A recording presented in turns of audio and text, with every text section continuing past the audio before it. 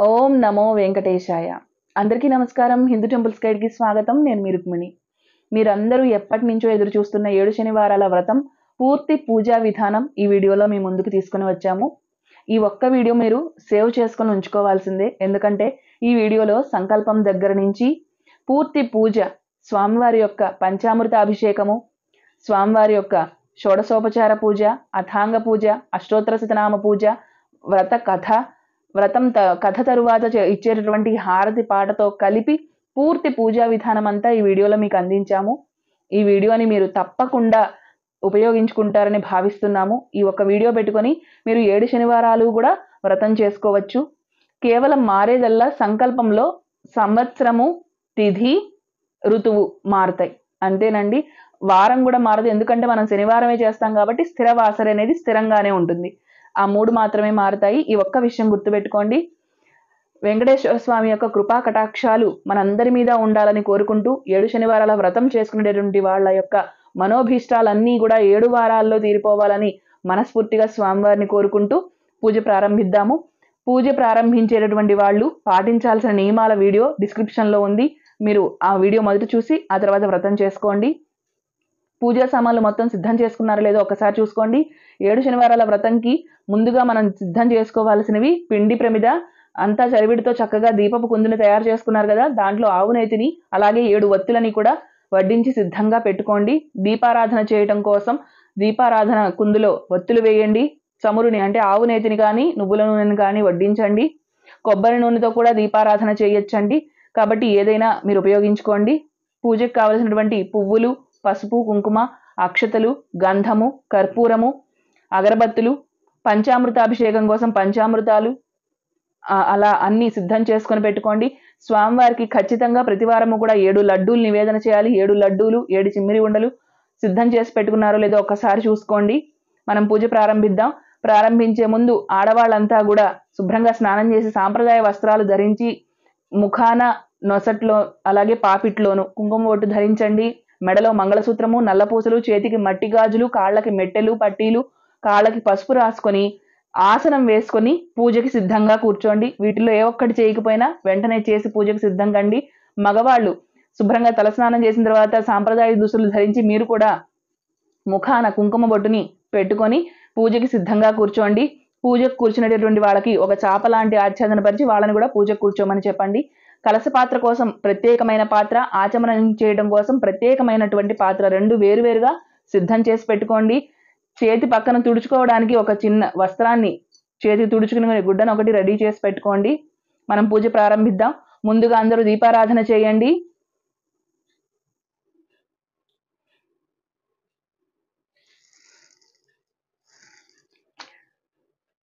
దీపారాధన చేయండి. అలాగే 7 శనివారాల కోసం చేసుకున్నటువంటి పిండి దీపాన్ని కూడా ఇప్పుడే వెలిగించండి.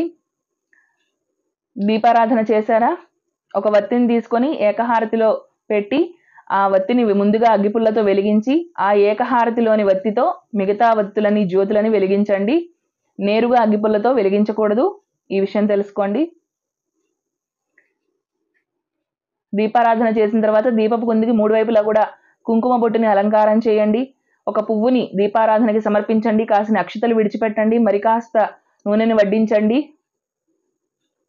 నమస్కారం చేసుకోండి. ఎటువంటి విఘ్నము కలగకుండా 7 శనివారాల వ్రతం పూర్తయ్యేటట్టుగా విఘ్నేశ్వరుని అనుగ్రహించమని ముందుగా వినాయకుడికి నమస్కారం చేసుకోండి. శుక్లాంబరధరం విష్ణుం శశివర్ణం చతుర్భుజం ప్రసన్నవదనం ధ్యాయేత్ సర్వ విఘ్నోపశాంతయే అగజానన పద్మార్కం గజాననమహర్నిశం అనేకదంతం భక్తానాం ఏకదంతముపాస్మహే. నమస్కారం చేశారు కదా అందరూ గణపతికి. శ్రీ మహాగణాధిపతయే నమః. దీపారాధన ముహూర్త సుముహూర్తోస్తు. ఆచమనం చేయండి. నేను చెప్పాను కదా కలశ పాత్ర వేరు, ఆచమనం పాత్ర వేరని. కింద ఒక ఉద్ధరణ, పంచపాత్ర, హరివీణ పెట్టుకోండి. అంటే ఒక ప్లేటు, దాని మీద గ్లాసు, అందులో నీళ్లు, దాంట్లో ఒక చెంచా అన్నమాట, ఒక స్పూన్. ముందుగా ఎడమ చేతితో నీటిని ఈ విధంగా తీసుకొని కుడి చేతిలోకి వడ్డించుకొని చేతిని శుభ్రం చేసుకోండి. ఆ తర్వాత ఆచమనం పాత్రలో నుంచి నీటిని కుడి చేతిలోకి వడ్డించుకొని 3 సార్లు సేవించండి. ఆచమనం చేయండి. నేను కేశవనామాలు చదువుతూ ఉంటాను. ఆచమ్య కేశవాయ నమః, నారాయణాయ నమః, మాధవాయ నమః, గోవిందాయ నమః, విష్ణవే నమః, మధుసూదనాయ నమః, త్రివిక్రమాయ నమః, వామనాయ నమః, శ్రీధరాయ నమః, హృషికేశాయ నమః, పద్మనాభాయ నమః, దామోదరాయ నమః, సంకర్షణాయ నమః, ప్రద్యుమ్నాయ నమః, వాసుదేవాయ నమః, అనిరుద్ధాయ నమః, పురుషోత్తమాయ నమః, అధోక్షజాయ నమః, నారసింహాయ నమః, అచ్యుతాయ నమః, జనార్దనాయ నమః, ఉపేంద్రాయ నమః, హరయే నమః, శ్రీకృష్ణాయ నమః. అందరూ ఆచమనం చేశారు కదా. ఇప్పుడు ధ్యానం, నమస్కారం చేసుకోండి స్వామివారికి. మీ యొక్క సంకల్పాన్ని చెప్పుకోండి, మీ కోరికల్ని. యశివో నామ రూపాభ్యాం యా దేవీ సర్వమంగళా తయో సంస్మరణాత్ పుంసాం సర్వతో జయమంగళం. లాభస్తేషాం జయస్తేషాం కురుస్తేషాం పరాభవః. ఏషామిందీవరస్యామో హృదయస్థో జనార్దనః. ఆపదామపహర్తారం దాతారం సర్వసంపదాం లోకాభిరామం శ్రీరామం భూయో భూయో నమామ్యహం. సర్వమంగళమాంగళ్యే శివే సర్వార్థసాధికే శరణ్యే త్రయంబకే దేవి నారాయణి నమోస్తుతే. లక్ష్మీనారాయణాభ్యాం నమః, ఉమామహేశ్వరాభ్యాం నమః, వాణీహిరణ్యగర్భాభ్యాం నమః, శచీపురందరాభ్యాం నమః, అరుంధతీ వశిష్టాభ్యాం నమః, శ్రీ సీతారామాభ్యాం నమః. సర్వేభ్యో బ్రాహ్మణేభ్యో మహాజనేభ్యో నమః. ఆయం ముహూర్త సుముహూర్తోస్తు. కాసిని అక్షతలు తీసుకుని ఎడమ చేతి వైపుకి అంటే ఎడమ భుజం మీదుగా వెనక్కి విడిచిపెట్టండి కాసిన అక్షతలు. ప్రాణాయామం చేయండి. కుడి చేతి బొటనవేలు, ఉంగరపు వేలు, మధ్యవేలు ఈ మూడిటితో ముక్కుని ఈ విధంగా మూసి ఉంచి ప్రాణాయామం చేయండి. యోదేవస్సవితాస్మాకం ధియో ధర్మాదిగోచరాః ప్రేరయేత్తస్య యద్భర్గః తద్వరేణ్యముపాస్మహే. ప్రాణాయామం చేశారు కదా. ఇప్పుడు సంకల్పము. నేను సంకల్పం చదువుతాను, మీరు కూడా చెప్పండి అన్నప్పుడు మీరు కూడా చెప్పండి. మమోపాత దురితక్షయ ద్వారా శ్రీ పరమేశ్వర ప్రీత్యర్థం శుభే శోభనే ముహూర్తే శ్రీ మహావిష్ణోరాజ్ఞాయ ప్రవర్తమానస్య అద్య బ్రాహ్మణః ద్వితీయ పరార్ధే శ్వేతవరాహ కల్పే వైవస్వత మన్వంతరే కలియుగే ప్రథమ పాదే జంబూద్వీపే భరతవర్షే భరతఖండే మేరోర్దక్షిణ దిగ్భాగే శ్రీశైలస్య ఈశాన్య ప్రదేశే. మీరు ఉన్న దిక్కును చెప్పుకోండి. కృష్ణా గోదావరియోర్ మధ్యదేశే మీ ఊరికి ఉత్తర దక్షిణాల్లో ఉన్న నదుల పేర్లు చెప్పుకోండి. అస్మిన్ వర్తమాన వ్యావహారిక చాంద్రమానేన శోభకృత్నామ సంవత్సరే దక్షిణాయనే శరదృతౌ ఆశ్వీజమాసే శుక్లపక్షే దశమ్యాం స్థిరవాసరే శుభనక్షత్రే శుభయోగే శుభకరణే ఏవం గుణ విశేషణ విశిష్టాయాం శుభతిథౌ. ఇక్కడ సంవత్సరము, తిథి, ఋతువు మారుతాయి, అది మీరు గుర్తుపెట్టుకోండి. ఇప్పుడు మీరు కూడా సంకల్పం చెప్పండి. మగవాళ్ళు శ్రీమాన్ మీ గోత్రం చెప్పుకోండి. గోత్రస్య. ఆడవాళ్ళు శ్రీమతి మీ గోత్రం చెప్పుకోండి అమ్మా. గోత్రవతి. మగవాళ్ళు మీ పూర్తి పేరు చెప్పుకోండి. నామధేయస్య. ఆడవాళ్ళు మీ పూర్తి పేరు చెప్పుకోండి. నామధేయవతి. మగవాళ్ళు ధర్మపత్ని సమేతస్య అని చెప్పుకోండి. ఆడవాళ్ళు మమ పతి ఆయుష్యాభివృద్ధ్యర్థం అని చెప్పుకోండి. ఇప్పుడు అందరూ కలిపి నాతో పాటు చెప్పండి. సకుటుంబ క్షేమ స్థైర్య ధైర్య విజయ అభయ ఆయురారోగ్య ఐశ్వర్యాభి వృద్ధ్యర్థం ధర్మార్థ కామమోక్ష చతుర్విధ ఫలపురుషార్థ సిద్ధ్యర్థం ఇష్టకామ్యార్థ సిద్ధ్యర్థం పుత్రపుత్రికానాం సర్వతోముఖాభి వృద్ధ్యర్థం ఇష్టదేవత ప్రీత్యర్థం చతుర్విధ ఫలపురుషార్థ సిద్ధ్యర్థం సర్వాభీష్ట పరిహారార్థం సర్వాభీష్ట ప్రీత్యర్థం శ్రీ అలమేలు మంగా పద్మావతీ సమేత శ్రీ వెంకటేశ్వర స్వామి ప్రీత్యర్థం యావద్భక్తి ధ్యానావాహనాది షోడశోపచార పూజాం కరిష్యే. అందరూ సంకల్పం చెప్పుకున్నారు కదా. ఇప్పుడు కలశారాధన. కలశపాత్రలో నీటిని నింపి కలశపాత్రని సిద్ధంగా ఉంచారు కదా. కలశపాత్రకి గంధము బొట్లు, కుంకుమ బొట్లు అలంకారం చేయండి. అలాగే కలశపాత్ర నీటి లోపల కాసిని అక్షతలు విడిచిపెట్టండి. మీ కుడి చేతి అరచేతిని కలశపాత్ర మీద ఈ విధంగా పెట్టి ఉంచండి. నేను మంత్రాలు చదువుతున్నంతసేపు మీరు అలాగే ఉంచండి. కలశస్య ముఖే విష్ణు కంఠే రుద్ర సమాశ్రిత మూలే తత్ర స్థితో బ్రహ్మ మధ్యే మాతృగణా స్మృతా కుక్షౌ తు సాగరా సర్వే సప్తద్వీపా వసుంధరా ఋగ్వేదోధ యజుర్వేద సామవేదో హ్యధర్వణ అంగశ్చ సహితా సర్వే కలశాంబు సమాశ్రితాః. గంగే చ యమునే చైవ గోదావరి సరస్వతి నర్మదే సింధు కావేరి జలేస్మిన్ సన్నిధిం కురు. ఆయాంతు అలమేలు మంగా పద్మావతి సమేత శ్రీ వెంకటేశ్వర స్వామి పూజార్థం దురితక్షయకారకాః కలశోదకేన ఆత్మానం సంప్రోక్ష్య పూజా ద్రవ్యాన్ని సంప్రోక్ష్య. ఆ కలశ పాత్రలోని నీటిని స్వామివారి మీద, అమ్మవారి మీద, కలశ పాత్ర మీద, అదేవిధంగా పూజా ద్రవ్యాల మీద, పూజ చేసుకునే మీ మీద, పూజ కూర్చున్న వాళ్ళందరి మీద కూడా ఆ కలశ పాత్రలోని నీటిని పువ్వుతో కానీ తమలపాకుతో కానీ చిలకరించండి. ఇప్పుడు పంచామృత అభిషేకం చేసుకునేటటువంటి వాళ్ళు పంచామృతాలన్నిటినీ కూడా సిద్ధం చేసుకోండి. ఆవు పాలు, ఆవు పెరుగు, ఆవు నెయ్యి, తేనె, పంచదార సిద్ధం చేసుకోండి. పంచామృత అభిషేకం చేసిన తరువాత స్వామివారి ప్రాణప్రతిష్ఠ చేయాలి. శాంతాకారం భుజగశయనం పద్మనాభం సురేశం విశ్వాకారం గగన సదృశం మేఘవర్ణం శుభాంగం లక్ష్మీకాంతం కమలనయనం యోగి హృద్యానగమ్యం వందే విష్ణుం భవభయహరం సర్వలోకైకనాథం. శ్రీ అలమేలు మంగా పద్మావతి సమేత శ్రీ వెంకటేశ్వర స్వామినే నమః. దధి స్నపయామి, ఆవు పెరుగుతో అభిషేకం చేసి దధి స్నపయామి అని చెప్పుకోండి. తర్వాత నెయ్యితో అభిషేకం చేయండి, ఆవు పాలతో అభిషేకం చేయండి, తేనెతోనూ పంచదారతోనూ అభిషేకం చేయండి. శ్రీ అలమేలు మంగా పద్మావతి సమేత శ్రీ వెంకటేశ్వర స్వామినే నమః. క్షీరేణ స్నపయామి, దధి స్నపయామి,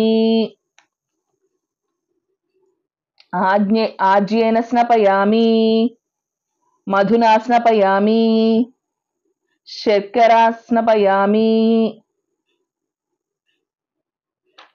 అభిషేకం చేశారు కదా, ఇప్పుడు శుద్ధోదక స్నానం. స్వామివారి ముందు కొబ్బరికాయ కొట్టండి. కొబ్బరికాయ నీటిని ఒక గ్లాసులోకి, ఒక పాత్రలోకి తీసుకోండి. ఒక తమలపాకును కానీ పువ్వుని కానీ ఉంచి ఆ కొబ్బరి నీటిని స్వామివారి మీద చల్లండి.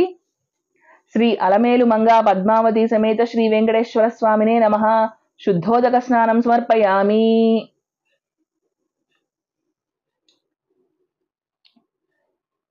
శ్రీ అలమేలు మంగా పద్మావతి సమేత శ్రీ వెంకటేశ్వర స్వామినే నమః. ప్రాణ ప్రతిష్ఠ ముహూర్తో సుముహూర్తోస్తు.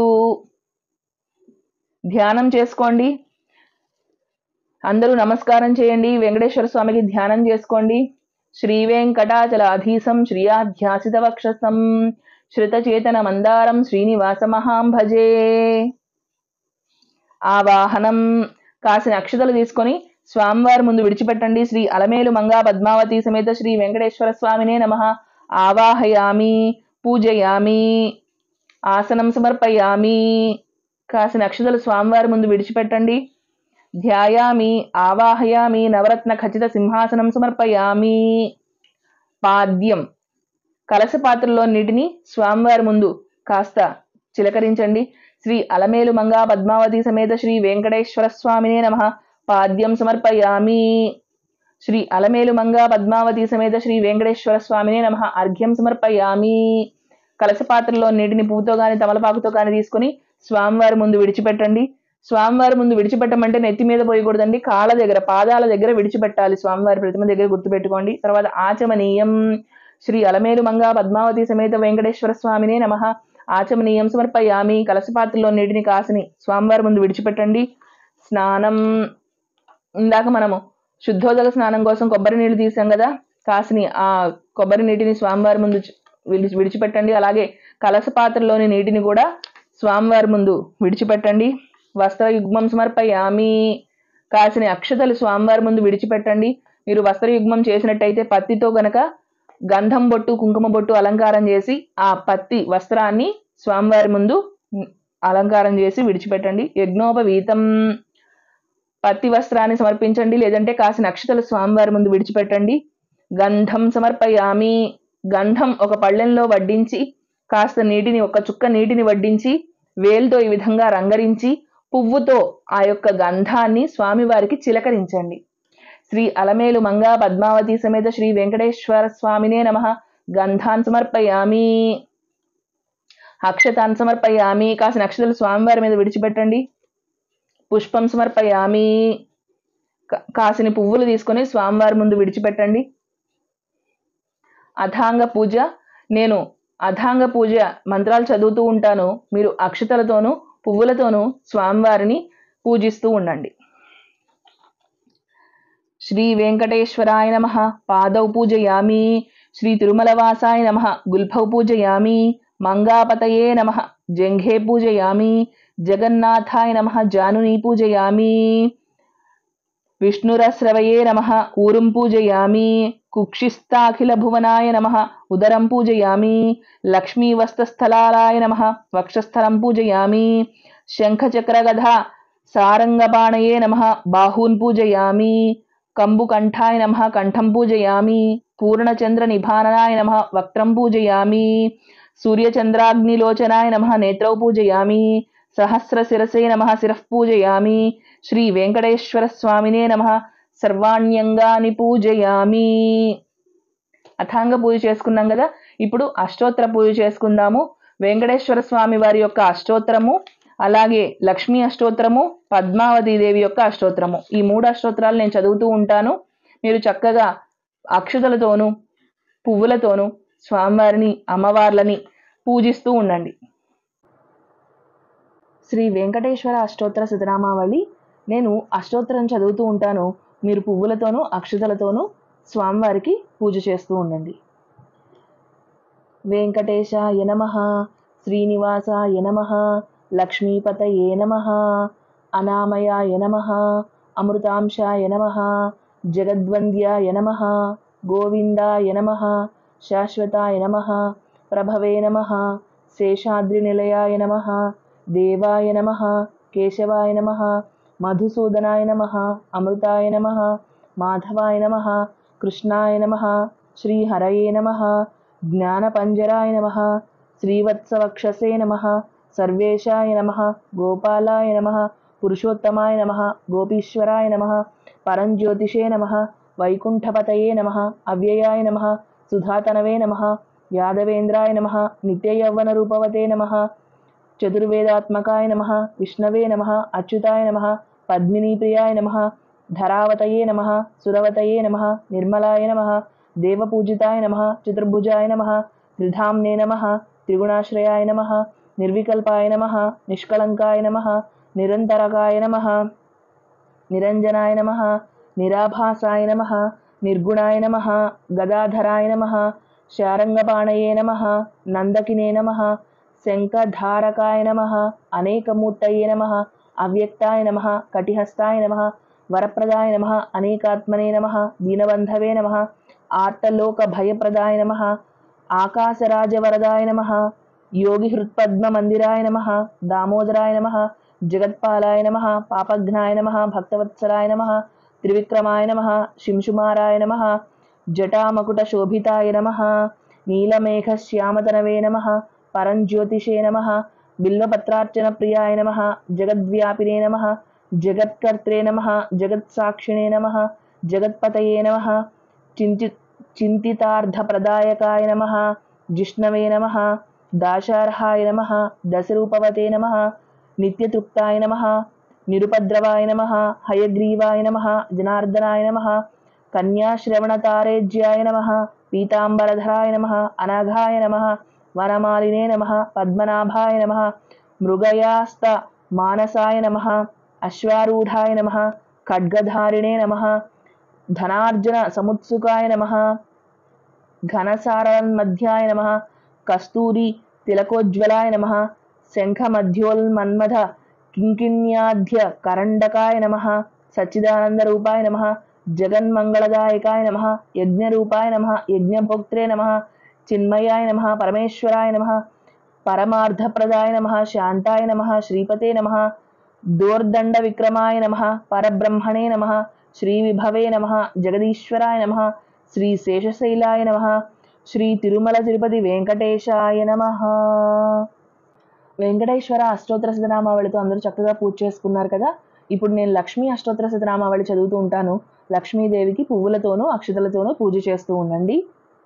ప్రకృత్యై నమః, వికృత్యై నమః, విద్యాయై నమః, సర్వభూతహితప్రదాయై నమః, శ్రద్ధాయై నమః, విభూత్యై నమః, సురభ్యై నమః, పరమాత్మికాయై నమః, వాచ్యై నమః, పద్మాలయాయై నమః, పద్మాయై నమః, శుచయే నమః, స్వాహాయై నమః, स्वधायै नमः सुधायै नमः धन्यायै नमः हिरण्मयै नमः लक्ष्म्यै नमः नित्यपुष्टायै नमः विभावर्यै नमः आदित्यै नमः दित्यै नमः दीप्तायै नमः रमायै नमः वसुधायै नमः वसुधारिण्यै नमः कमलायै नमः कान्तायै नमः कामाक्ष्यै नमः क्रोधसंभवायै नमः अनुग्रहप्रदायै नमः बुद्धये नमः अनघायै नमः हरिवल्लभायै नमः अशोकायै नमः अमृतायै नमः दीप्तायै नमः तुष्टये नमः विष्णुपत्न्यै नमः लोकशोकविनाशिन्यै नमः धर्मनिलयायै नमः करुणायै नमः लोकमात्रे नमः पद्मप्रियायै नमः पद्महस्तायै नमः पद्माक्ष्यै नमः पद्मसुन्दर्यै नमः पद्मोद्भवायै नमः पद्ममुख्यै नमः पद्मनाभप्रियायै नमः रमायै नमः पद्ममालाधरायै नमः देव्यै नमः पद्मिन्यै नमः पद्मगन्धिन्यै नमः पुण्यगन्धायै नमः सुप्रसन्नायै नमः प्रसादाभिमुख्यै नमः प्रभायै नमः चन्द्रवदनायै नमः चन्द्रायै नमः चन्द्रसहोदर्यै नमः चतुर्भुजायै नमः चन्द्ररूपायै नमः इन्दिरायै नमः इन्दुशीतलायै नमः आह्लादजनन्यै नमः पुष्ट्यै नमः शिवायै नमः शिवकर्त्यै नमः सत्यै नमः विमलायै नमः विश्वजनन्यै नमः दारिद्र्यनाशिन्यै नमः प्रीतिपुष्करिण्यै नमः शान्त्यै नमः शुक्लमालाम्बरायै नमः श्रियै नमः भास्कर्यै नमः बिल्वनिलयायै नमः वरारोहायै नमः यशस्विन्यै नमः वसुन्धरायै नमः उदाराङ्गायै नमः हरिण्यै नमः हेममालिन्यै नमः धनधान्यकर्यै नमः सिद्धये नमः श्रेणसौम्यायै नमः शुभप्रदायै नमः नृपवेश्यगतानन्दायै नमः वरलक्ष्म्यै नमः वसुप्रदायै नमः शुभायै नमः हिरण्यप्राकारायै नमः समुद्रतनयायै नमः जयायै नमः मङ्गलादेव्यै नमः विष्णुवक्षस्थलस्थितायै नमः प्रसन्नाक्ष्यै नमः नारायणसमाश्रितायै नमः दारिद्र्यध्वंसिन्यै नमः सर्वोपद्रववारिण्यै नमः नवदुर्गायै नमः महाकाल्यै नमः ब्रह्मविष्णुशिवात्मिकायै नमः त्रिकालज्ञानसम्पन्नायै नमः భువనేశ్వర్యై నమః. లక్ష్మీ అష్టోత్తర శతనామావళితో చక్కగా పూజ చేసుకున్నారు కదా. ఇప్పుడు నేను పద్మావతి అష్టోత్తర శతనామావళి చదువుతూ ఉంటాను. మీరు అమ్మవారిని పువ్వులతోనూ అక్షతలతోనూ పూజ చేస్తూ ఉండండి. పద్మావత్యై నమః, దేవ్యై నమః, పద్మోద్భవాయై నమః, కరుణప్రదాయిన్యై నమః, సహృదయాయై నమః, తేజస్వరూపిణ్యై నమః, కమలముఖ్యై నమః, పద్మధరాయై నమః, శ్రియై నమః, పద్మనేత్రే నమః, పద్మకరాయై నమః, సుగుణాయై నమః, కుంకుమప్రియాయై నమః, హేమవర్ణాయై నమః, చంద్రవందితాయై నమః, ధగధగ ప్రకాశ శరీరధారిణ్యై నమః, విష్ణుప్రియాయై నమః, నిత్యకళ్యాణ్యై నమః, కోటి సూర్యప్రకాశిన్యై నమః, మహాసౌందర్యరూపిణ్యై నమః, భక్తవత్సలాయై నమః, బ్రహ్మాండవాసిన్యై నమః, ధర్మసంకల్పాయై నమః, దాక్షిణ్యకటాక్షిణ్యై నమః, భక్తిప్రదాయిన్యై నమః, గుణత్రయ వివర్జితాయై నమః, కళాషోడశ సంయుతాయై నమః, సర్వలోకజనన్యై నమః, ముక్తిదాయిన్యై నమః, దయామృతాయై నమః, ప్రాజ్ఞాయై నమః, మహాధర్మాయై నమః, ధర్మరూపిణ్యై నమః, అలంకారప్రియాయై నమః,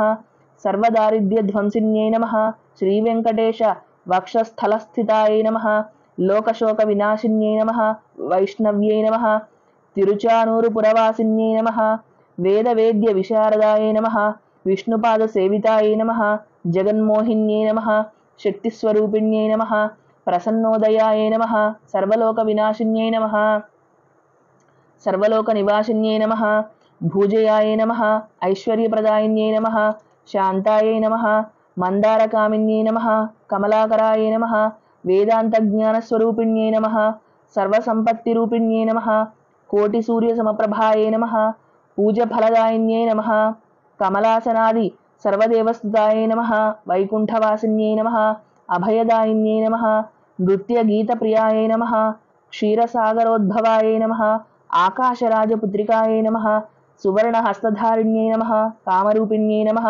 కరుణాకటాక్షధారిణ్యై నమః, అమృతాసుజాయై నమః, అష్టదిక్పాలకాధిపత్యై నమః, మన్మథదర్పసంహార్యై నమః, కమలార్ధభాగాయై నమః, షట్కోటి తీర్థవాసితాయై నమః, ఆదిశంకరపూజితాయై నమః, ప్రీతిదాయిన్యై నమః, సౌభాగ్యప్రదాయిన్యై నమః, మహాకీర్తిప్రదాయిన్యై నమః, కృష్ణాతిప్రియాయై నమః, గంధర్వశాపవిమోచకాయై నమః, కృష్ణపత్న్యై నమః, త్రిలోకపూజితాయై నమః, జగన్మోహిన్యై నమః, సులభాయై నమః, సుశీలాయై నమః, భక్త్యాత్మనివాసిన్యై నమః, సంధ్యావందిన్యై నమః, సర్వలోకమాత్రే నమః, అభిమతద్వాయిన్యై నమః, లలితావధూత్యై నమః, సమస్తశాస్త్రవిశారదాయై నమః, సువర్ణాభరణధారిణ్యై నమః, కరవీరనివాసిన్యై నమః, శ్రీ శ్రీనివాస ప్రియాయ నమః చంద్రమండల స్థితాయ నమః దివ్యమంగళధారిణ్యై నమః సుకల్యాణ పీఠస్థితాయ నమః కామకవన పుష్పప్రియాయ నమః కోటిమన్మథరూపిణ్యై నమః భానుమండలరూపిణ్యై నమః పద్మపాదాయై నమః రమాయై నమః సర్వమానస నివాసిన్యై నమః సర్వాయై నమః విశ్వరూపాయ నమః దివ్యజ్ఞానాయ నమః సర్వమంగళరూపిణ్యై నమః సర్వానుగ్రహప్రదాయిన్యై నమః ఓంకారస్వరూపిణ్యై నమః బ్రహ్మాజ్ఞాన సంభూతాయై నమః శ్రీ పద్మావత్యై నమః సద్యో వేదవత్యై నమః. ఇది శ్రీ పద్మావతి అష్టోత్తర శతనామావళి సంపూర్ణం. అందరూ చాలా శ్రద్ధ భక్తులతో అష్టోత్తర శతనామ పూజ చేసుకున్నారు కదా. ఇప్పుడు స్వామివారికి ధూపం సమర్పించాలి. ఒక ధూప్ స్టిక్ ని వెలిగించి స్వామివారికి ఆ ధూపాన్ని చూపించండి. అగరబత్తులు వెలిగించి ఆ ధూపపు పొగని స్వామివారికి చూపించండి. ఒకవేళ అగరబత్తులు వెలుగుతూ ఉంటే ఆ పొగనే మీరు స్వామివారికి చూపించండి. శ్రీ అలమేలు మంగా పద్మావతి సమేత శ్రీ వెంకటేశ్వర స్వామినే నమః. ధూపమాఘ్రాపయామి, దీపం దర్శయామి. దీపపు జ్యోతులని స్వామివారికి చూపించండి చేత్తో ఈ విధంగా. నైవేద్యం, మీరు సిద్ధం చేసినటువంటి నైవేద్యం అంతా కూడా స్వామివారి ముందు పెట్టండి. చిమ్మిరి ఉండలు 7 చిమ్మిరి ఉండలు, 7 లడ్డూలు, అలాగే మీరు సమర్పించాలనుకున్నటువంటి ఫలాలు, మీరు ప్రత్యేకించి సిద్ధం చేసినటువంటి నైవేద్యాలు అన్నీ కూడా తీసుకొని వచ్చి స్వామివారి ముందు విస్తరిలో సమర్పించండి. సమర్పించే ముందు ఆ ప్రదేశాన్ని కాస్త నీళ్లు చల్లి, మీరు ఆల్రెడీ ఇంతకు ముందే నీళ్లు చల్లి ముగ్గు పెట్టినప్పటికీ మరి కాస్త నీటిని చల్లి తుడిచి ముగ్గు పెట్టి, కుంకుమతో అయినా సరే ముగ్గు పెట్టి ఆ ముగ్గు మీద విస్తరిని పెట్టండి. నైవేద్యాన్ని సమర్పించండి. కలస పాత్రలోని నీటిని ఆ నైవేద్యం మీద తమలపాకుతో గాని పువ్వుతో గాని కాస్త నీటిని చిలకరించండి. స్వామివారికి చూపించండి నైవేద్యాన్ని. ఇందాక కొట్టినటువంటి కొబ్బరికాయ కొట్టినప్పుడు కొబ్బరి చిప్పలు ఉన్నాయి కదా, ఆ కొబ్బరి చిప్పలు కూడా ఈ విస్తరిలో పక్కన పెట్టండి. విస్తరి పక్కన స్వామివారికి నైవేద్యంతో పాటు మంచినీళ్లు సమర్పించండి. మంచినీళ్ళ గ్లాస్ పెట్టండి విస్తరి పక్కన. 3 సార్లు స్వామివారికి మహానైవేద్యాన్ని సమర్పించండి. యోదేవస్సవిత అస్మాకం ధియో ధర్మాదిగోచరాః ప్రేరయేత సేద్భర్గః తద్వరేణ్యముపాస్మహే. నైవేద్యం సమర్పించారు కదా. స్వామివారికి తాంబూలం సమర్పించండి. 3 తమలపాకులు, 2 అరటిపళ్ళు, 2 ఒక్కలు. తనులు ఉండేటటువంటి కమలా పండు అయితే దానిమ్మ పండు ఇలాంటివి ఒక్కటి పెట్టినా సరిపోతుంది. అరటిపండు శ్రేష్టం కాబట్టి మీరు 2 అరటిపళ్ళు పెట్టండి. యాపిల్ ఏ పళ్ళైనా కూడా పెట్టచ్చు. 3 ఆకులు, 2 ఒక్కలు, 2 అరటిపళ్ళు స్వామివారికి సమర్పించండి. వడ్డీ కాసుల వాడికి కాసిని కాసులు కూడా తాంబూలంలో సమర్పించండి, అంటే డబ్బు. తర్వాత నీరాజనం, కర్పూరం తీసుకొని చక్కగా స్వామివారికి నీరాజనం ఇవ్వండి. శ్రీ అలమేలు మంగా పద్మావతి సమేత శ్రీ వెంకటేశ్వర స్వామినే నమః. ధూపదీపానంతరం నైవేద్యం సమర్పయామి, తాంబూలం సమర్పయామి, నీరాజనం సమర్పయామి. కాసిన అక్షతలు తీసుకోండి. శ్రీ అలమేలు మంగా పద్మావతి సమేత శ్రీ వెంకటేశ్వర స్వామినే నమః. మంత్రపుష్పం సమర్పయామి. అక్షతలు స్వామివారి ముందు విడిచిపెట్టండి. ఇప్పుడు ఆత్మప్రదక్షిణ నమస్కారం చేయాలి. అందరూ లేచి నుంచోండి. కుడి నుంచి ఎడమకి 3 సార్లు తిరగండి. మీకు ఆత్మప్రదక్షిణ నమస్కార మంత్రం వస్తే చెప్పుకోండి, లేదంటే నేను చెప్తాను. యాని కానిచ పాపాని జన్మాంతరకృతాని చ తాని తాని ప్రణశ్యంతి ప్రదక్షిణం పదే పదే. పాపోహం పాపకర్మాహం పాపాత్మా పాపసంభవః. త్రాహి మాం కృపయా దేవ శరణాగతవత్సల. అన్యథా శరణం నాస్తి త్వమేవ శరణం మమ. తస్మాత్ కారుణ్య భావేన రక్ష రక్ష వెంకటేశ్వర. శ్రీ అలమేలు మంగా పద్మావతి సమేత శ్రీ వెంకటేశ్వర స్వామినే నమః. ఆత్మప్రదక్షిణ నమస్కారాన్ని సమర్పయామి. ఆత్మప్రదక్షిణ నమస్కారం అందరూ చేశారు కదా.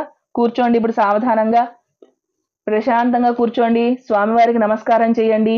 మన భక్తిలో కానీ మన క్రియలో కానీ బుద్ధిలో కానీ ఏమైనా అపరాధాలు దొర్లుంటే క్షమించమని ఇప్పుడు మనం అపరాధ నమస్కారం చేస్తున్నాం. క్షమా పూజ నమస్కారం చేసుకోండి. చెప్పండి మీరందరూ. మంత్రహీనం, క్రియాహీనం, భక్తిహీనం జనార్దన యత్పూజితం మయా దేవ పరిపూర్ణం తదస్తు మే. అక్షతలు కాసిన నీళ్లు తీసుకొని మీరు ఇందాక ఆచమనం చేసిన పాత్ర కింద పళ్ళెం ఉంది కదా, ఆ పళ్ళెంలో విడిచిపెట్టండి. ఉద్వాసన శ్రీ అలమేలు మంగా పద్మావతి సమేత శ్రీ వెంకటేశ్వర స్వామినే నమః. సుప్రీత వరదో భవతు, మమ ఇష్టకామ్యార్థఫల సిద్ధిరస్తు. ఇప్పుడు పూజ అంతా పూర్తయింది కదా, ఒకసారి నమస్కారం చేసుకోండి. పునః పూజాం సమర్పయామి. ఇప్పుడు కాసిన అక్షతలు చేత్తో పట్టుకొని వెంకటేశ్వర స్వామి వారి యొక్క 7 శనివారాల వ్రత కథ 3 అధ్యాయాలు, ఈ 3 అధ్యాయాలు కూడా నేను మీకు ఇప్పుడు వినిపిస్తాను. మీరందరూ కూడా శ్రద్ధాభక్తులతో కథని వినండి. కథ విని అక్షతలు కాసిన స్వామివారి దగ్గర విడిచిపెట్టి మిగతా అక్షతలు మీ మీద చల్లుకోవాలి. అంతవరకు కథ వినేంత వరకు కూడా అక్షతలు మీ చేతిలో పట్టుకొని ఉండండి. 7 శనివారాల వ్రత కథలలో 3 అధ్యాయాలు. వాటిలో మొట్టమొదటి అధ్యాయము శ్రీ వెంకటేశ్వర స్వామి యొక్క మహత్యము. పూర్వము శౌనకాది మహామునులతో పాటు సూత మహాముని ఈ విధంగా ప్రస్తావన చేస్తూ ఉన్నారు. సూత్రి ఈ విధంగా చెప్తున్నట్ట 7 శనివారాల వ్రత కథ గురించి, మహత్యం గురించి చెబుతూ ఉన్నారు. పూర్వము బ్రహ్మలోకంలో బ్రహ్మదేవుడు అలాగే సరస్వతీదేవితో మాటామంతి జరుపుతూ సృష్టి యొక్క రహస్యాలన్నిటినీ కూడా చెబుతూ ఉన్నారట. అప్పుడు బ్రహ్మమానసపుత్రుడైనటువంటి నారద మహాముని వచ్చి ఆ వాణి హిరణ్య గర్భులైనటువంటి ఆ బ్రహ్మదేవుడికి సరస్వతీదేవికి నమస్కారాలు, దండ ప్రణామాలు చేసి, కలియుగంలో మరి ప్రారంభం అవుతోంది కదా, మరి వీళ్ళంతా కూడా ఎలా ఉద్ధరింపబడతారు, విష్ణువుని ఏ విధంగా పూజించి వీళ్ళందరూ మోక్షం పొందుతారు, కలి ప్రభావం మెండుగా ఉంటుంది కదా, మరి ఏం జరుగుతుంది, ఇదంతా సాధ్యపడే పనేనా, ఏ విధంగా మనుషులు ఉద్ధరించబడతారని నారద మహాముని బ్రహ్మదేవుణ్ణి సందేహం అడిగాట. నారాయణుడు ఎవరు? భక్త జనాశ్రయుడు.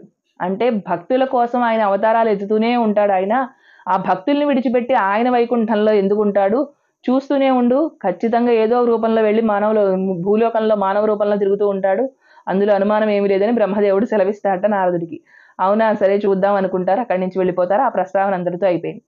అనుకున్నట్టుగానే కలియుగం ప్రారంభం అయిపోయింది. కలియుగం ప్రారంభం అయిపోయింది కాబట్టి కలి ప్రభావం నుంచి తప్పించడం కోసం ఒక యాగం చేద్దాం, సత్రయాగం చేద్దాము. ఈ యాగం యొక్క ఫలితాన్ని ఏ భగవంతుడికి అర్పించాలి అనే ఉద్దేశంతో మహర్షులంతా కూడా సమావేశం అయ్యారట. వాళ్ళల్లో నుంచి భృగు మహర్షి వెంటనే లేచారట.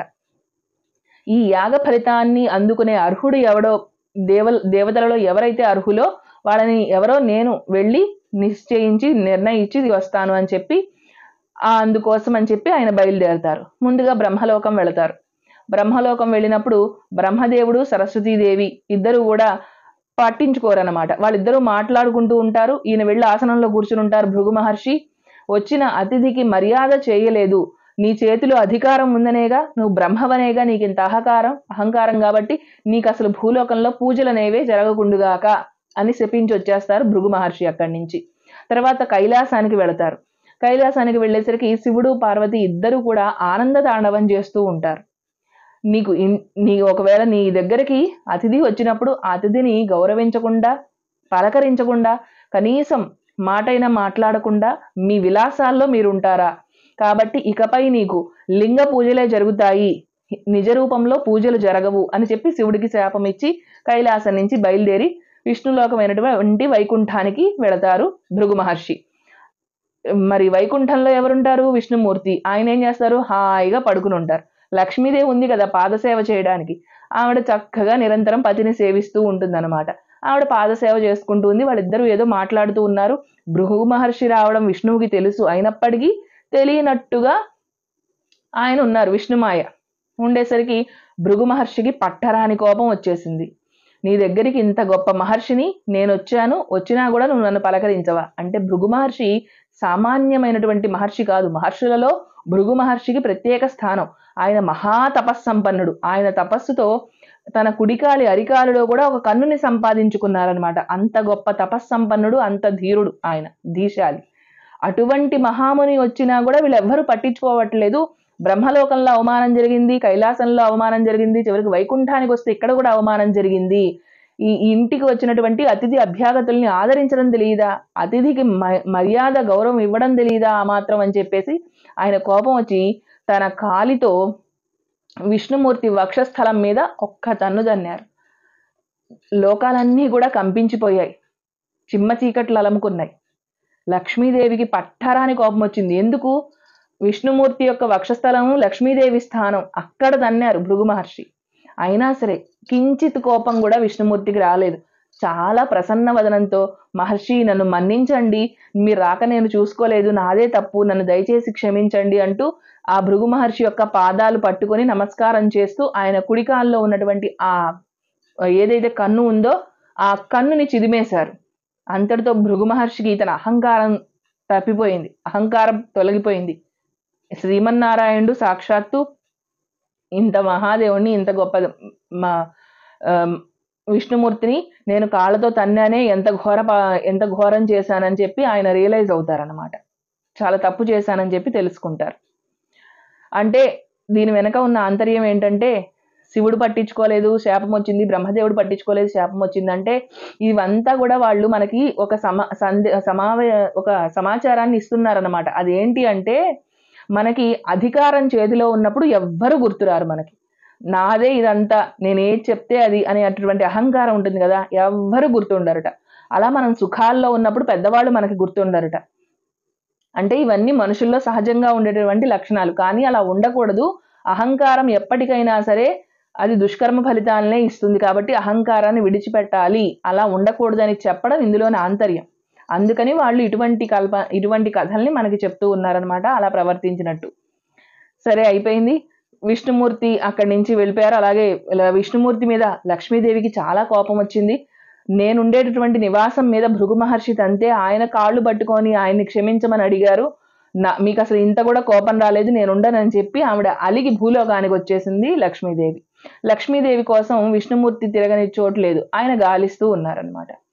ఈలోపు వీళ్ళంతా కూడా యాగం చేయడానికి విష్ణుమూర్తికే అధికారం ఇది ఉందని భృగు మహర్షి వెళ్ళి చెప్పారు. విష్ణుమూర్తికే మనం ఈ సత్రయాగం యొక్క ఫలితాల్ని మనం ఇవ్వాలి అని చెప్పేసి భృగు మహర్షి మిగతా మహర్షులందరికీ కూడా చెప్పేశారు. వాళ్ళు యాగం చేసుకుంటూ ఉంటారు. ఈ విధంగా విష్ణుమూర్తి లక్ష్మీదేవిని వెతుకుతూ ఉంటాడు. లక్ష్మీదేవి భూలోకంలో ఆకాశరాజుకు దొరుకుతుంది. ఆకాశరాజు శేషాద్రి కొండలకి మహారాజు, ఆ కొండల దగ్గర పరిపాలిస్తుండేటువంటి మహారాజు ఆకాశరాజు. ఆయనకి పిల్లలు లేరు. ఆయన యాగం చేద్దాము అని చెప్పేసి అనుకుంటారు. అనుకొని నేలని దున్నిస్తూ ఉంటారు. ఆ సమయంలో ఒక పెట్టెలో లక్ష్మీదేవి యొక్క కాంతితో ఒక అమ్మాయి కనిపించేసరికి ఈవిడే లక్ష్మీదేవి అని పద్మావతి అనే నామకరణం చేశారు. చేసి అల్లారు ముద్దుగా పెంచుకుంటున్నారు. ఆవిడ యుక్త వయసుకు వచ్చింది. శ్రీనివాసుడు లక్ష్మీదేవిని వెతుక్కుంటూ భూలోకానికి విచ్చేశాడు. భూలోకానికి విచ్చేసేసరికి ఈయన్ని చూసి ఈయన శేషాచలం కొండలలో నివాసం ఏర్పరచుకున్నారు విష్ణుమూర్తి. ఈయన ఎప్పుడైతే విష్ణుమూర్తిని చూసిందో ఆవిడికి విష్ణుమూర్తిని చూసి మోహావేశురాలయ్యి ఈ విషయాన్ని తన తల్లిదండ్రులకి తెలియజేస్తుంది. ఆకాశరాజు దంపతులు ఇద్దరూ కూడా పద్మావతి దేవిని విష్ణుమూర్తికి ఇచ్చి వివాహం జరిపించారు. వీళ్ళంతా కూడా ఇప్పుడు ఈలోపు భూదేవి, నాకు భూలోకంలో ఈ కలియుగంలో పాపాలు ఎక్కువైపోతున్నాయి, నేను యొక్క భూమి భారాన్ని భరించలేకపోతున్నాను స్వామి అని చెప్పి చెప్తుంది విష్ణుమూర్తితో. ఆయన భూలోకానికి అప్పుడే వస్తారు. లక్ష్మీదేవిని చూస్తారు, పరిణయం ఆడతారు. ఆయన శ్రీదేవి భూదేవి సమేతంగా ఈ శేషాచలం కొండలలోనే శిలారూపంలో భక్తులకి దర్శనమిస్తూ అలా ఉండిపోయారన్నమాట. అది కలియుగం అంతం వరకు కూడా నేను ఇక్కడే పూజలు అందుకుంటూ ఉంటాను అని చెప్పి చెప్తారు. ఆ తర్వాత ఆకాశరాజు తర్వాత ఆ శేషాచలం అడవులకి ఆ కొండలకి అధిపతి మహారాజు ఎవరంటే తొండమాను చక్రవర్తి. తొండమానుడు ఏం చేశాడు, ఆలయాలు అన్నింటినీ నిర్మించి చక్కగా వెంకటేశ్వర స్వామిని పూజిస్తూ ఉన్నాడు. ఆయన అలమేలుమంగ పద్మావతి సమేత వెంకటేశ్వర స్వామి శిలారూపంలో భక్తులకు దర్శనమిస్తూ కలియుగాంతం వరకు కూడా ఉంటారని ఆ శేషాచలం కొండలలో ఉండిపోయారు. అంటే మన తిరుమల తిరుపతిలో అనమాట, తిరుమల కొండ మీద ఉండిపోయారు. ఒకరోజు ఏమవుతుంది, శనీశ్వరుడు ఉన్నాడు కదా, చాలా బాధపడుతూ దుఃఖాక్రాంతుడై వెంకటేశ్వర స్వామి గురించి ఘోర తపస్సు చేస్తాడు. వెంకటేశ్వర స్వామి, ఎందుకయ్యా ఎంత బాధపడుతున్నావు, ఏమిటి నీ తపస్సుకి, ఎందుకని ఇలా తపస్సు చేస్తున్నావు, ఏంటి నీ కోరిక అని అడిగితే, స్వామి నా పేరు వింటేనే జనులంతా కూడా భయపడిపోతున్నారు, నన్ను చూస్తే చాలా భయకంపితులైపోతున్నారు, నాకు చాలా బాధగా ఉంది, నన్ను ఎవ్వరూ పూజించడం లేదు, కాబట్టి శనివారం నాకు ఎంతో ప్రీతికరమైనటువంటి శనివారం నాడు నన్ను పూజిస్తే నేను వాళ్ళకి కావలసినటువంటి ఇంకా ఎక్కువ అన్నిటినీ ఫలితాలని ఇస్తూ ఉంటాను, సత్ఫలితాలను ఇస్తూ ఉంటాను, కాబట్టి నాకు కూడా పూజలు జరిగేలాగా మీరు కోరండి, శనివారం నాడు నన్ను పూజించేలా మీరు అనుగ్రహించండి అని అడిగితే, నీ కోరిక బాగానే ఉంది, కానీ నువ్వు వేరు నేను వేరని నువ్వు ఎందుకు అనుకుంటున్నావు, నువ్వు వారాల్లో 7వ వారం శనివారం నేనెక్కడ ఉంటాను? 7 కొండల మీద ఉంటాను. నువ్వు ఏ రంగులో ఉంటావు? నీలం రంగులో ఉంటావు. నేను ఏ రంగులో ఉంటాను? నీలం రంగులోనే ఉంటాను. కాబట్టి నువ్వు వేరు, నేను వేరు కాదు. నువ్వు ఇంత బాధపడుతున్నావు కాబట్టి నీకు ఒక వరం ఇస్తున్నాను. ఎవరైతే 7 శనివారాల పాటు వ్రతం చేసి ముందుగా నిన్ను పూజించి ఆ తరువాత నన్ను పూజిస్తారో వాళ్ళందరికీ కూడా ఈ 7 వారాల్లోనే వాళ్ళ సకల అభీష్టాలన్నీ కూడా నెరవేరిపోతాయని చెప్పేసి శ్రీ వెంకటేశ్వర స్వామి శనీశ్వరుడికి ఈ విధంగా వరం ఇచ్చారు. మరి మనం పూజ చేసుకున్నాం, శనీశ్వరుడికి ప్రత్యేకమైన పూజ చేయలేదేమిటని మీకు సందేహం రావచ్చు. మనం వడ్డించేటటువంటి తైలమే శనీశ్వరుడు, ప్రత్యేకించి ఆయన్ని పూజించక్కర్లేదనమాట. ఇందులోనే ఇద్దరు ఒకటే, నువ్వు వేరు నేను వేరు కాదు. నువ్వు నన్ను పూజించినా నిన్ను పూజించినా శనివార పూజ చేస్తే మన ఇద్దరి అనుగ్రహం లభిస్తుంది. శనీయతే అని చెప్పారు కదా, శనీయతే అంటే సుఖాలను ఇచ్చేటటువంటి వాడు. శనీశ్వరుడు సుఖాలను ఇస్తాడు. ఆయన పూజిస్తే ఆయన ఖచ్చితంగా ఆయన అనుగ్రహంతో మనకి సుఖాలు వస్తాయి. వెంకటేశ్వర స్వామిని పూజించడం వలన మన పాపాలన్నీ కూడా హరించుకుపోతాయి. అందుకని శనివారం నాడు 7 శనివారాల వ్రతం చేస్తే మీకు కోరిక తీరదు అని అసలు సందేహమే అవసరం లేదు. నిస్సందేహంగా భక్తుల యొక్క సర్వాభీష్టాలు కూడా నెరవేరుతాయని చెప్పి సాక్షాత్తు శ్రీ వెంకటేశ్వర స్వామి శనీశ్వరుడికి చెప్పినటువంటి మహత్యం అన్నమాట ఇదంతా కూడా. అందుకని మనమంతా కూడా ఈ 7 శనివారాల వ్రతం చేస్తూ ఉన్నాం. దీని తర్వాత సూత మహామునిని శౌనకాది మునులు అడిగారు, ఈ వ్రతం చేసి వెంకటేశ్వర స్వామిని భక్తితో కొలిచిన వాళ్ళు ఎవరైనా ఉన్నారా అని చెప్పి సందేహం అడిగారు. అది 2వ అధ్యాయం, కుమ్మరివాని భక్తి. ఇప్పుడు 2వ అధ్యాయంలోని కథా విశేషాల్ని మనం తెలుసుకుందాం. ఆకాశరాజు తరువాత శేషాచలం కొండలకి రాజుగారు తొండమానుడయ్యాడని మనం మొదటి అధ్యాయంలో చెప్పుకున్నాం కదా. తొండమానుడు శ్రీ వెంకటేశ్వర స్వామికి పరమ భక్తుడు. ఆయన ప్రతినిత్యము కూడా తిరుమల కొండ మీద ఉన్న వెంకటేశ్వర స్వామి వారిని బంగారు పువ్వులతో అర్చించి పూజ చేసేవాడనమాట. అయితే తిరుమలకి దగ్గరలో ఉండే ఒక పల్లెలో ఒక బీద కుమ్మరివాడు ఉండేవాడు. అతను పరమ వెంకటేశ్వర స్వామి యొక్క భక్తుడు, పరమ వైష్ణవ భక్తుడు. కానీ అతని పరిస్థితి ఏమిటంటే వెంకటేశ్వర స్వామిని చూడటానికి వెళ్ళాలి అన్నా కూడా అతని పని ఆగిపోతుంది. కుండలు చేసుకుంటూ ఉంటాడు. ఒక్కరోజు పానేసినా తనకి ఇల్లు గడవదు. కుండలు చేసుకోవడమే అతని వృత్తి. అలా చేస్తేనే అతనికి డబ్బు వస్తుంది, డబ్బు వస్తేనే అతనికి నోట్లోకి 4 వేళ్ళు వెళతాయి. కుటుంబ భారం అతని మీద ఉంది. కాబట్టి ఒక్క పూట కూడా పని మానడానికి వీల్లేదు. స్వామి దర్శనానికి వెళదామన్నా కూడా వీలు పడని పరిస్థితి, కుదరని ఆర్థిక స్తోమత గాని లేనటువంటి పరిస్థితి అన్నమాట. అందుకని అతను ఏం చేయాలి? మనస్సులోనే భక్తిగా వెంకటేశ్వర స్వామిని తలుచుకుంటూ వెంకటేశ్వర స్వామి మట్టి ప్రతిమను చేసి ఎదురుగా పెట్టుకొని ఆ సారె మీద కుండల్ని చేస్తూ ఉంటాడు. కుండలు చేయడం అంటే ఇలా తిప్పుతూ ఉంటారు కదా, తన చేతికి మట్టి అంటుకుంటుంది. ఆ అంటుకున్న మట్టిని ఇలా చేసి ఒక పువ్వుగా చేసి అలా విసిరేస్తూ ఉంటాడు. స్వామివారి విగ్రహాన్ని ప్రతిమను పెట్టుకున్నాడు కదా ఎదురుగా, అలా చేస్తూ ఉంటాడు. మళ్ళీ ఇలా తిప్పుతూ ఉంటాడు. తన చేతికి మట్టి అంటుకుంటే ఆ అంటుకున్న మట్టిని మళ్ళీ పువ్వుగా చేసి స్వామికి ఇలా సమర్పిస్తూ ఉన్నాడు అనమాట. అలా మట్టి పువ్వులతో అతను అంటే క్షణం కూడా తీరిక లేకుండా తన వృత్తిలో తాను నిమగ్నమైపోతూ కూడా సదా మనస్సులో వెంకటేశ్వర స్వామిని తలుచుకుంటూ ఉండే గొప్ప భక్తుడు అతను. అలా మట్టి పూలు సమర్పిస్తూ ఉన్నాడు. ఈ తొండమాన చక్రవర్తి ప్రతిరోజు కూడా బంగారు పువ్వులతో స్వామివారికి అర్చన చేస్తూ ఉన్నాడు. అయితే ప్రతిరోజు తొండమానుడు బంగారు పువ్వులతో పూజించడము, తెల్లారి వెళ్ళేసరికి ఆ స్థానంలో మట్టి పువ్వులు ఉండడము. ఇది చూసి ఈ పని ఎవరు చేస్తున్నారో తెలుసుకోవాలని తన భటులని పంపించాడు తొండమాన చక్రవర్తి. భటులు ఊరూరు తిరిగారు. ఎంత గాలించినా కూడా సమాచారం ఏమీ దొరకలేదు. ఇదేమిటి, నేను బంగారు పువ్వులతో పూజిస్తుంటే మట్టి పువ్వులు ఎలా వస్తున్నాయి ఈ ప్రదేశంలోకి అని చెప్పి సందేహంతో రాజుగారికి నిద్ర పట్టట్లేదు. ఒకరోజు రాత్రి కలలో వెంకటేశ్వర స్వామి తొండమానుడికి కలలో దర్శనమిచ్చాడు. దర్శనమిచ్చి, నువ్వు చేసేటటువంటి బంగారు పువ్వుల ప్లేస్లోకి స్థానంలో మట్టి పువ్వులు ఏ విధంగా వస్తున్నాయో అని సందేహంలో ఉన్నావు. ఈ దగ్గరలో భీముడు అనేటటువంటి ఒక కుమ్మరివాడు ఉన్నాడు, పల్లెల్లో ఉంటాడు, పక్కన పల్లెల్లో. అతను నాకు చాలా భక్తుడు, భక్తులో నిన్ను మించిన వాడు. నువ్వు అతను వేసేటటువంటి మట్టి పువ్వుల ముందు, అంటే అతని భక్తి ముందు నువ్వు ఇచ్చే బంగారు పువ్వులు తేలిపోతున్నాయి, అందుకనే అవి అదృశ్యం అయిపోతున్నాయి. ఆ మట్టి పువ్వులే అక్కడ ఉంటున్నాయి, అతను భక్తిలో నిన్ను మించిన వాడు అని చెప్పి వెంకటేశ్వర స్వామి చెప్తాడు. చెప్పేసరికి ఆశ్చర్యపోతాడు తొండమానుడు. ఆశ్చర్యపోయి అతన్ని ఎలాగైనా సరే ఒక్కసారి చూడాలని బయలుదేరతాడు. అలా తిరుగుతూ ఒక పల్లెలో కుమ్మరివాడు ఈ విధంగా కుండలు చేస్తూ ఉండటము, తన చేతికి అంటుకున్నటువంటి మట్టిని పువ్వుగా చేసి స్వామివారి ప్రతిమ ముందు అలా విసిరేయడము చూస్తూ ఉంటాడు తొండమానుడు. చూసి అతని దగ్గరికి వెళ్ళి, ఏంటయ్యా నువ్వు చేసే పని ఏంటి? స్వామివారికి మట్టి పువ్వులు వేస్తున్నావేమిటి? నీ భక్తి ఏంటో నాకు అర్థం కావట్లేదు, ఒకసారి వివరిస్తావా, నువ్వు ఎందుకు ఇలా చేస్తున్నావో అని అడిగాడు తొండమాన్ చక్రవర్తి మహారాజు గారు. అడిగేసరికి ఆ భీముడు లేచి నుంచొని నమస్కారం చేసి, మీ రాక వల్ల నా ఇల్లు పావనమైంది, మీ బోటి మహారాజులు నా బోటి వాళ్ళ దగ్గరికి వచ్చి అడుగుతున్నారు కాబట్టి చెబుతున్నాను, నేను ఒక మూర్ఖుణ్ణి, పూజ ఏ విధంగా చెయ్యాలో కూడా నాకు తెలియదండి అని చెప్తాడు.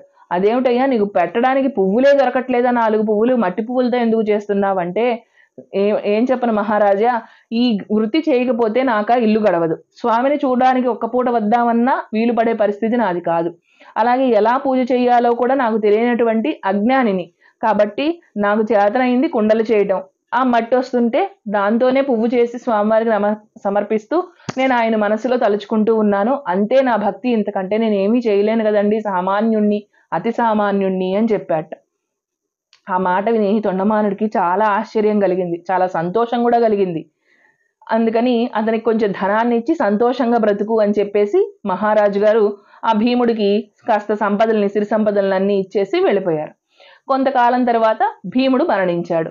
అప్పుడు మళ్ళీ చక్రవర్తికి వెంకటేశ్వర స్వామి కలలో కనిపించి, భీముడు నా దగ్గరికి వచ్చేశాడు, మోక్షం పొందాడు, భక్తితో అతను వైకుంఠానికి చేరుకున్నాడు, కాబట్టి ఇక మీదట నాకు నైవేద్యం మాత్రం మట్టి పాత్రలలోనే నాకు నైవేద్యాన్ని సమర్పించాలి, ఈ కలియుగాంతం వరకు కూడా ఇలాగే జరగాలని వెంకటేశ్వర స్వామి వారు కలలో కనిపించి చెప్పారట. అందుకని తిరుమలలో స్వామివారికి ఏ నివేదన చేసినా కూడా ఆ పదార్థాలన్నీ కూడా మట్టి పాత్రలలో పెట్టే నివేదన చేస్తూ ఉంటారు. ఆ విధంగా కుమ్మరి భీముడికి వెంకటేశ్వర స్వామిని పూజించడం ద్వారా మోక్షం కలిగింది అనేటటువంటి ఈ కథా విశేషాలని సౌనకాది మునులకి సూత మహాముని ఈ విధంగా వివరించాడు. ఆ తరువాత 7 శనివారాల వ్రతం చేసి ఉద్ధరింపబడినటువంటి దేవదత్తుల కథ 3వ అధ్యాయంలోని కథా విశేషాల్ని ఇప్పుడు తెలుసుకుందాం.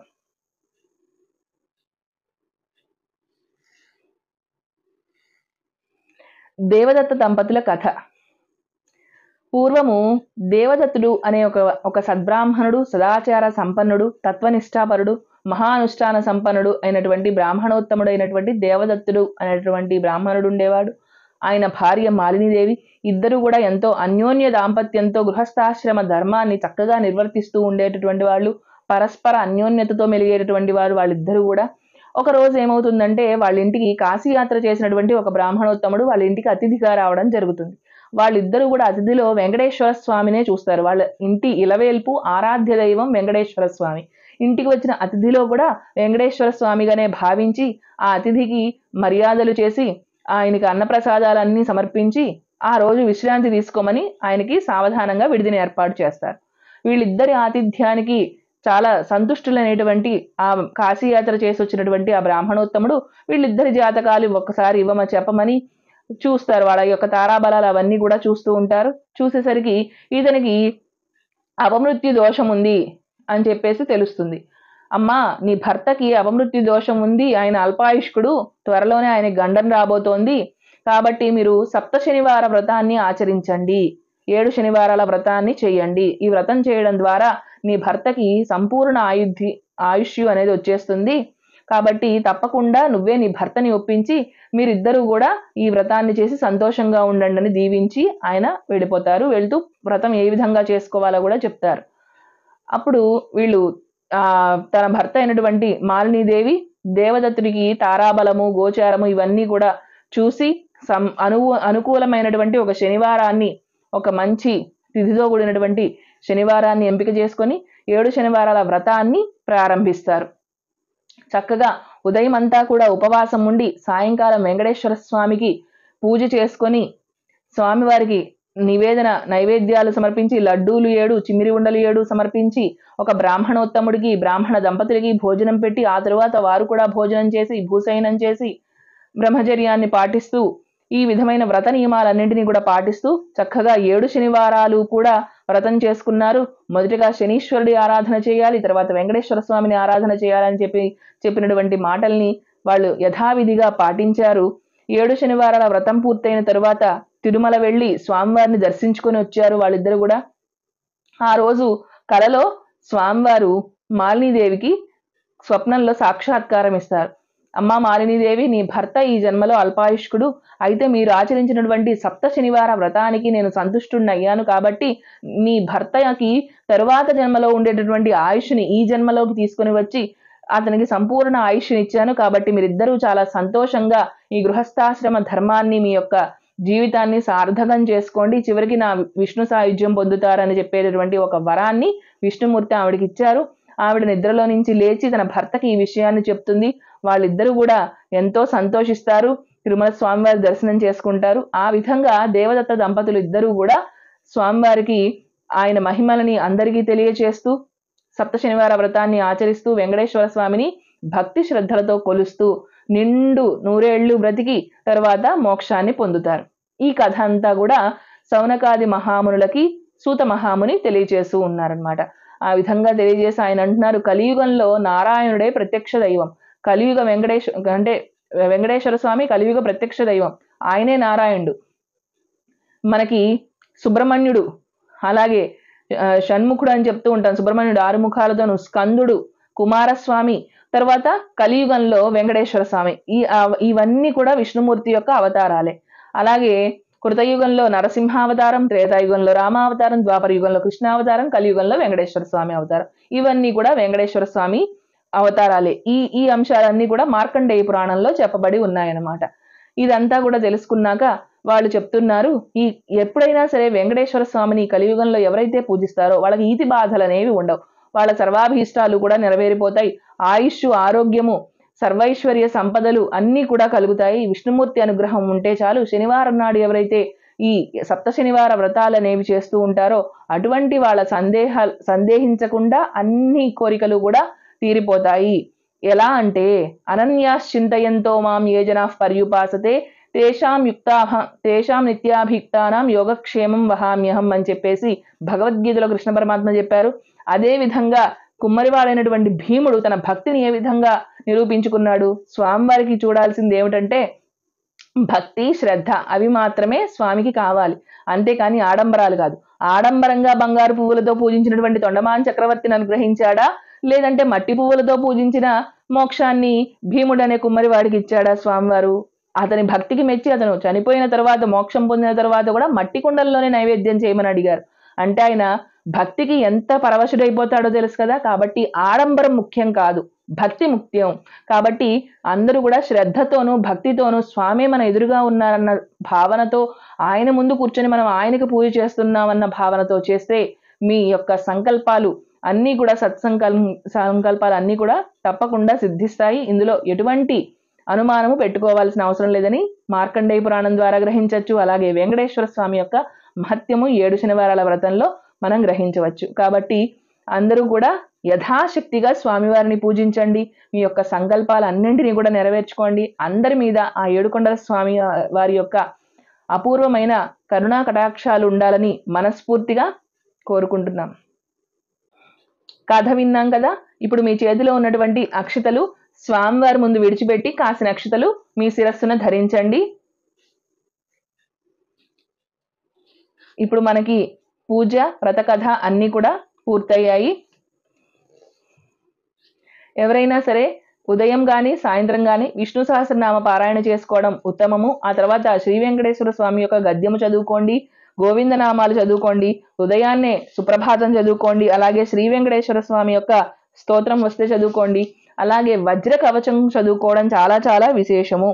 అలాగే వెంకటేశ్వర స్వామి యొక్క ప్రపత్తి, వెంకటేశ్వర స్వామి యొక్క మంగళాశాసనములు ఇవన్నీ కూడా వీలైతే చదువుకోండి, లేదంటే యూట్యూబ్లో పెట్టుకొని చక్కగా శ్రవణం చేయండి. ఇవాళ రోజంతా కూడా హరి యొక్క నామస్మరణ, విష్ణు భక్తి గాథలు, కథలు అన్ని వింటూ కాలక్షేపం చేయండి. మనసులో ఎటువంటి ఈర్ష్య, అసూయ, ద్వేషాలకి తావివ్వకుండా కేవలం భక్తి మాత్రమే మనసులో ఉండేలాగా ఆ వ్రతం చేసుకునే రోజు మీ మనస్థితిని ఆ విధంగా పెట్టుకొని వ్రతం చేసుకోండి. చక్కటి సత్ఫలితాలని పొందండి. గోవింద గోవింద.